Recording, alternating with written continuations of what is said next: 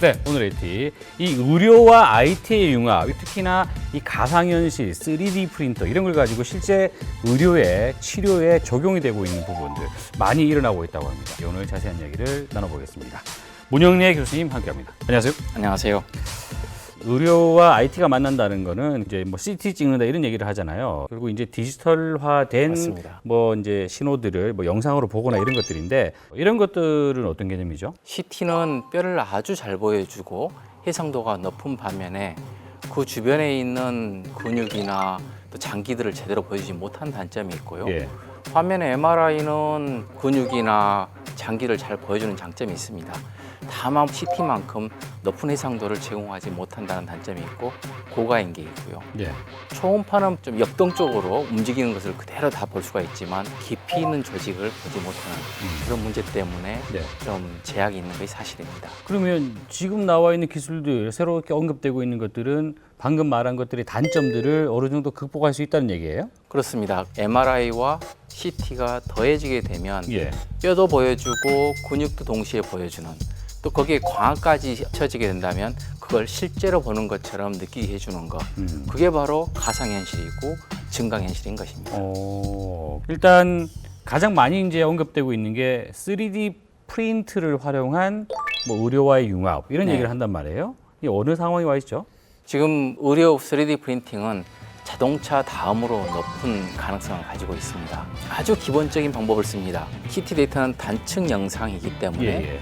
그 영상을 그대로 모으면 예. 입체 영상으로 바뀌게 되죠. 예. 눈에 보이는 3D가 됐다 하면 이제 만질 수 있는 3D가 되는 거. 예. 그게 바로 3D 프린팅이죠.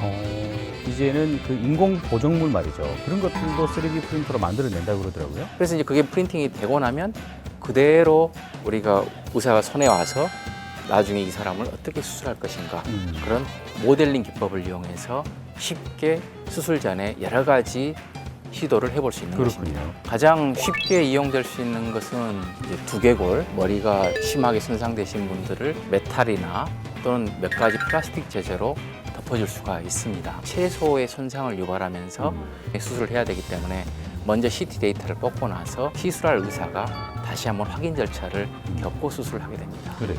자, 그리고 이제 최근에는 이제 가상현실과 증강현실을 활용한 또 이제 의료와의 융합 네. 이런 것들이 나오고 있다고 그러는데 어떤 개념입니까? 엑스레이, CT, MRI 데이터를 전부 합쳐서 관절 내부 그리고 장기들을 보여주는 것입니다. 환자분들은 수면 내시경을 하기 때문에 그렇죠. 어떠한 일이 일어났는지를 알지를 못하십니다. 근데 하기 전에 먼저 설명을 해주게 된다면 훨씬 더 그분들에게 이해가 쉽고 본인이 따라야 할 지침을 쉽게 따라오게 되는 것입니다. 의사에게 필요한 것이라면 수술이나 어떤 시술이 필요했다 했을 때 그것을 시뮬레이션을 해보게 되는 것입니다. 팔꿈치 내시경 같은 경우를 보면 자칫하면 주변에 있는 신경과 혈관이 다칠 수가 있습니다. 그래서 혈관과 신경을 피하면서 내부를 안전하게 파악을 할 수 있는 것입니다. 또 이제 미국 진모사하고 같이 했던 예를 들자면 사람에게 필요한 임플란트를 인공관절을 넣었을 때 어느 정도 사이즈가 가장 적합할까를 시뮬레이션을 해보면서 확인해 볼 수가 있습니다. 특히 우리나라 분에게 얼마나 적합할까에 대한 의구심이 들었습니다. 실제 다행스럽게 우리나라 인구에 가장 적합한 그런 임플란트 사이즈를 이렇게 확인하게 돼서 그것을 이제 국외 보고를 해놓은 상태입니다. 자, 교수님 이제 말만 들어보니까 약간 좀 감이 안 와요. 네. 근데 실제로 이제 뭔가 좀 봤으면 좋겠단 말이죠. 저희들이 수술할 기구들은 이렇게 앞에 놓여 있습니다. 이것은 이제 그 간단한 센서를 가지고 2차원적으로 표현해가지고 속에서 이게 제가 사용할 관절경이고요. 예. 조심해서 이렇게 놓겠습니다. 그리고 나서 이제 그 데이터를 가지고 관절이 얼마나 불안정한가 아니면 흔들리고 있는가를 평가해 볼 수가 있고요. 저는 이제 가장 많이 수술하는 것이 어깨의 힘줄 수술입니다. 네. 그래서 손을 들어가 가지고 이 떨어진 힘줄들을 얼마만큼 이렇게 붙이는 게 좋을 것인가, 이만큼 말려져 있는 것을 미리서 딱 시뮬레이션 해보면 원하는 정도를 이렇게 맞춰보면서 수술을 해볼 수가 있는 것이 바로 이런 그 시뮬레이터의 특징이고요. 그리고 컨트롤러를 이용해서 내부를 보면서 문제가 있는 부위로 파악하고 들어가고 확인하고 또 속에 있는 수술에 필요한 기구들을 이용해 볼 수가 있는 것입니다. 이렇게 되면 새로운 수술들을 조금 더 훨씬 더 초심자들이 안전하게 또 환자분에게도 안전하고 의사의 생명도 훨씬 더 길어질 것으로 예상이 되는 것이죠. 사실 저는 좀 여전히 못 믿겠습니다. 왜냐하면 이게 진짜 환자의 것이다 아니다라는 걸 알 수가 없잖아요. 만약 이제 차 기자님께서 저에게 진료를 받으러 오신다면 차 기자님의 CT를 찍으면 CT가 그대로 3차원 영상으로 바뀌게 됩니다. 그러니까 이것도 입체 정보를 가지고 있고 차 기자님도 CT에서 모델링을 하면 입체 정보가 만들어지게 되는 것이죠. 예. 자, 이런 것들이 말이죠. 이 VR과 AR을 활용한 이 기술, 이게 어떤 환자들, 어떤 질병들에게 괜찮은 건가요? 가장 좋은 것은 현재까지는 뼈와 조인트 그리고 내시경 수술이 아주 쉽습니다. 그 이유는 내시경 수술은 보는 부위가 한정이 되어 있습니다. 네. 뼈는 또 그 반면에 쉽게 3D를 만들 수 있는 장점이 있기 때문에 입체에서 마음껏 이 수술을 해볼 수 있고 예. 개방 수술까지 할 수 있을 것으로 예상이 됩니다. 알겠습니다.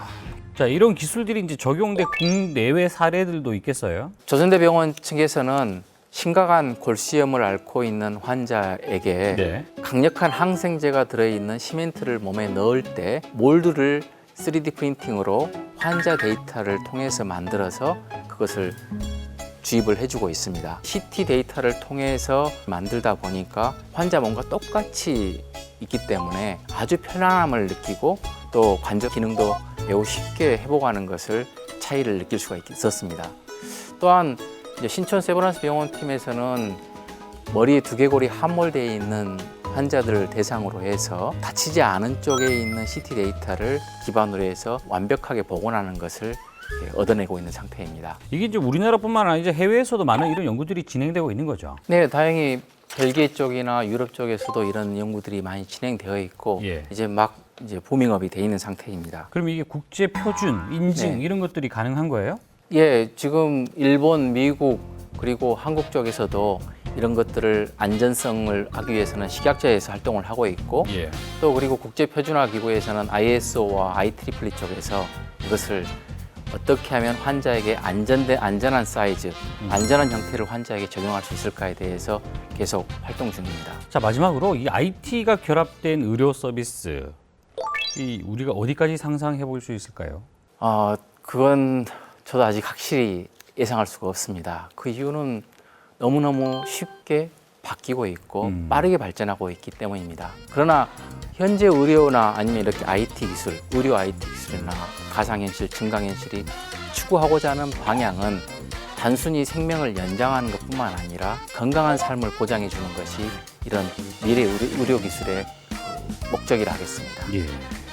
야, 이제 3D 프린팅 그리고 증강현실 그리고 가상현실 이런 것들을 의료와 접목시킨다라고 해서 이제 IT 업계 쪽의 이슈인 줄 알았거든요. 네. 근데 실제 이제 현장에서 의사분들이 직접 이런 것들을 체험을 하고 또 이제 관심을 갖고 나간다라는 네.